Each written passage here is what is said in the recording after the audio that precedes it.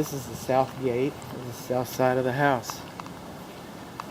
Okay, right around this little arch and this cut in, that is your clothes dryer vent. Right there. Wonder what it looks like. Wonder what it looks like. Man, it looks pretty cruddy. Pretty cruddy. Okay. Note to self: clothes dryer vent is clogged with lint. This is the rust on the roof from that overflow drain right there. Looks like that bathroom window's been replaced, or the others have been replaced. Standing water next to the structure. Okay, that's not good for the foundation. It's not good for West Nile disease, mosquitoes. These are the overflow drains for the water heater or water heaters, and they terminated at proper height. These are your condensing units, 2 condensing units, 2 air conditioning systems in this house. They're recent installations. You'll see that this one, I believe, is a 5-ton. They are a 410A. This one, I believe, is 2.5 tons. Is that what it is? I'll read it when I get home and see what I can say. Anti-theft valve caps, the electric disconnects. That's the way they look in there. They're tied up pretty decent. Now, these boxes should be sealed on 3 sides. Get you back out here. These boxes should be sealed on 3 sides so that water doesn't get behind them.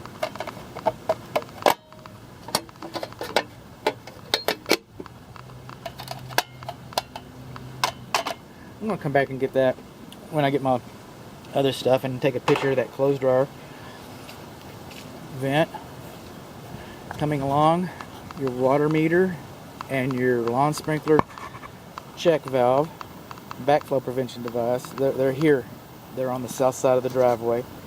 It's an electronic water meter. They're very difficult to ascertain whether it's leaking or not. And it just doesn't seem to be moving. So we're good there.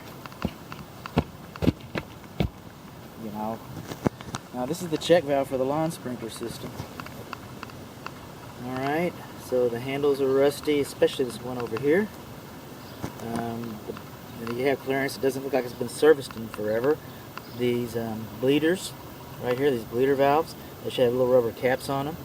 And then the floor of the irrigation box should be lined with gravel so that dirt doesn't come in there and fill it all up. It doesn't look like it has though. Now when this home was built, that was fine. This was all fine. If this home was built today, you'd have a main shutoff valve to the lawn sprinkler system. But you don't have one of those. You just don't. So it just takes a little wherewithal. It's okay, I got some of that. Gas enters the south side of the house, south side of the garage. This is your water pressure. Let's see what we got. Alright. About 60 psi. That's pretty good. Valve stem's leaking a little bit. 60 psi. You're supposed to have between 40 and 80. So you're doing alright. Bushes should not be in direct contact with the structure.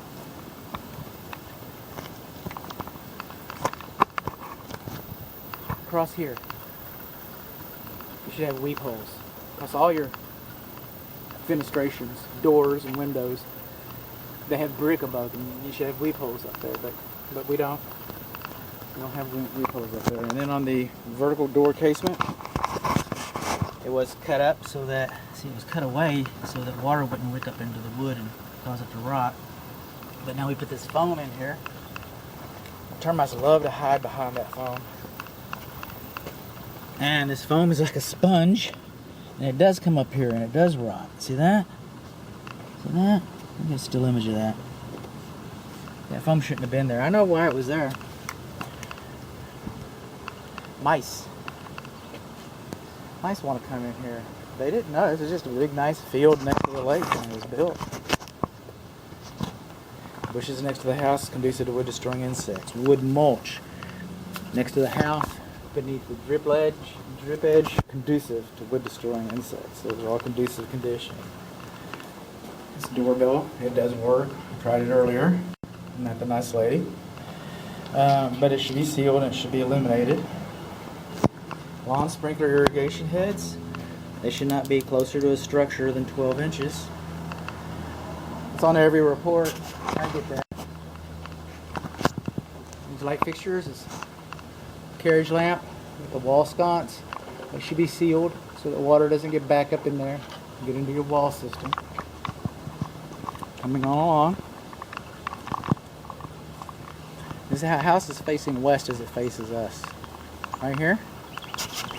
Right over the front portico like that.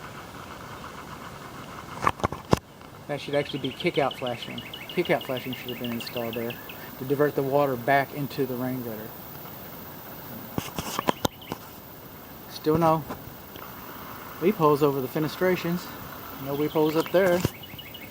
Moving on along. I'm not seeing a lot. And this is the main sewer cleanouts. Main sewer cleanouts. You got double cleanouts. That's good. I haven't seen a water shutoff that was high soil. Look at that. High soil all around here. Wherever that front room is. Water goes downhill. If the soil is higher than the foundation, then there's nothing to keep it from coming into the house. It's also conducive to wood destroying insects. So a termite inspection. I'm not doing a termite inspection report on this, but if I was doing one, that would be conducive. The wood mulch would be conducive. The foam would be conducive. Rain gutters do not divert water far enough away. You see these cracks like this? Those are conducive to wood destroying insects. Now, these cracks, I say if they're in the span of a hand, I don't know whose hand, they go in this direction, that's not a foundation issue. It might be a brick issue if it pops off, supporting the brick, but the cement is always shrinking. The Hoover Dam finally dried. A couple years ago, I believe. So it took it over 60 years to dry. So this house isn't quite that old. So what happens here is the foundation shrinking, the brick, that's the only part of your house that actually grows. You won't be able to measure it. And then the cement, the wood in the walls, and the brick, they all expand and contract at different times. They have different physical properties. So around the perimeter of the house, they install some plastic, which is in other parts of the country they use metal, but here we got plastic, and that's what we got, and that's all there is to it. But the plastic never goes to the corners. The cement shrinks, the brick grows, they expand and contract differently, and you get these corner pops. Again, that's not a foundation issue. It's a conducive issue to wood destroying insects, and it's also an aesthetic issue. And your brick are not your walls. You have wood walls behind there, but that corner might, or another corner like it, might be supporting some bricks, and you might lose a brick or two if it's not, addressed and taken care of. It's not rocket science. More standing water, more West Nile disease. Fences are conducive to wood destroying insects where they touch the house. Now, about this far. Now, I'm not saying that termites won't love this fence, but it's not part of the structure. This is how it applies to the structure. This is even better picture. I'll come back to the still image of that. See how that's lapped? We already had this on the video, on the roof video, but Corning says 10 inches minimum. And like I said on the previous video, you'll probably never have a problem with it. That one you might. It's kind of loose. That one you might. The in-use cover, the weather cover, is missing on this receptacle outlet. And it's not labeled GFCI. Good home, this is Bud. Well, thank you, Cheryl. No, but I am thanking her in third party. No, you're good.